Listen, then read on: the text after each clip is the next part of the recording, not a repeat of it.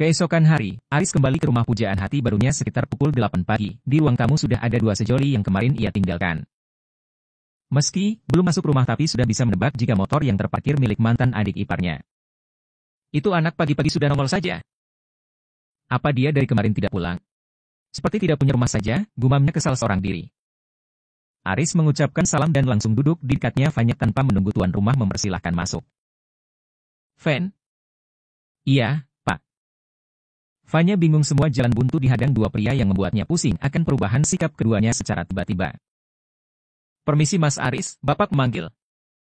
Pak Darmawan sehabis pulang dari sawah miliknya yang beliau garap sendiri memberikan uang hasil panen yang lumayan banyak dibanding kemarin ke Fanya, memang rezekinya anak cucu beliau.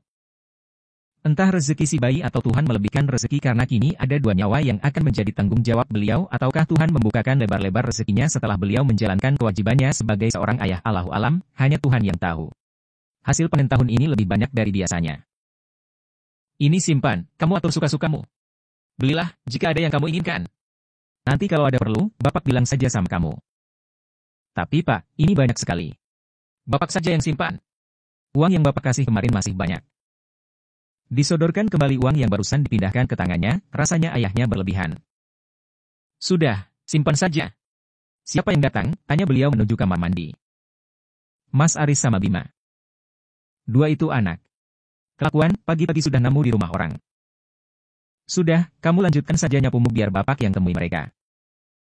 Fanya mengangguk patuh melanjutkan kembali menyapunya yang tadi sempat tertunda, mengerahkan kotoran tersebut ke belakang rumah. Sesudahnya bersih-bersih dan ganti baju beliau menemui kedua tamu laki-laki yang tidak tahu waktu berkunjung. Fanya di mana, Pak? Masak, mau kemana kamu? Sudah, duduk. Mengobrol saja sama Bapak. Bapak harus adil, tidak berpihak kepada salah satu di antara kalian. Bersainglah yang sehat. Maksud Bapak? Tanya Bima bingung, dirinya sedang tidak melakukan persaingan apapun dengan calon iparnya. Aris juga ingin meminang putri Bapak, jelas beliau menjelaskan. Mas Aris? Tapi kan mereka kakak beradik, tidak mungkin, pendapatnya terputus begitu saja. Kenapa, gak boleh? Ingat ya kita bukan saudara kandung, serobotnya galak, di mata Aris dia hanya anak kecil bisa-bisanya mengatur. Bima terlihat bingung mencerna semua. Maksudnya apa ini, iparnya sendiri ikut bersaing ingin mendapatkan mantan istri? Dulu begitu mendukung sekarang justru ingin merebutnya. Ah tidak, di luar nalar. Mungkin ini semua hanya salah paham. Mungkin ia hanya salah mengartikan. Tidak mungkin mereka akan menikah dengan Fanya. Tidak. Fanya hanya miliknya sampai kapanpun.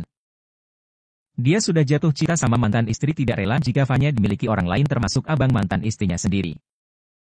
Jika benar, dia harus lebih gencar mengambil kembali hatinya Fanya, jangan sampai kalah melangkah. Sungguh ia tidak rela. Tibalah suatu hari, ia berhasil menemui serta mengajak mengobrol Fanya dan meyakinkan niat tulus hatinya ingin membina keluarga bersama lagi seperti dulu. Malah lebih baik lagi. Fan, aku sudah mengambil cuti 2 minggu, kamu mau kan kita bersatu lagi sebelum aku kembali? Habis itu kita balik ke sana sama-sama. Tapi Bapak, untuk saat ini aku belum bisa pindah pekerjaan di sini, tapi dari kemarin aku sudah melamar beberapa pekerjaan. Sebelum diterima, terpaksa kita kembali ke sana lagi.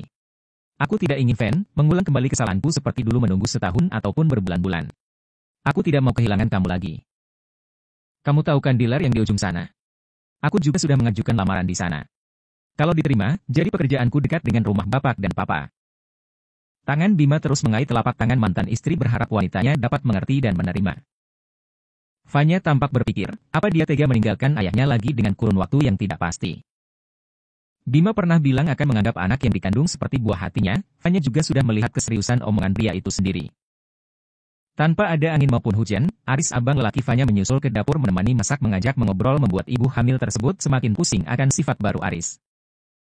Fan, Mas menyimpan rasa sama kamu. Tangan Fanya berhenti mengaduk sayur yang baru saja dituangi santan lantas dimatikan kompor, tiba-tiba tulangnya seperti menghilang lemas tak berdaya.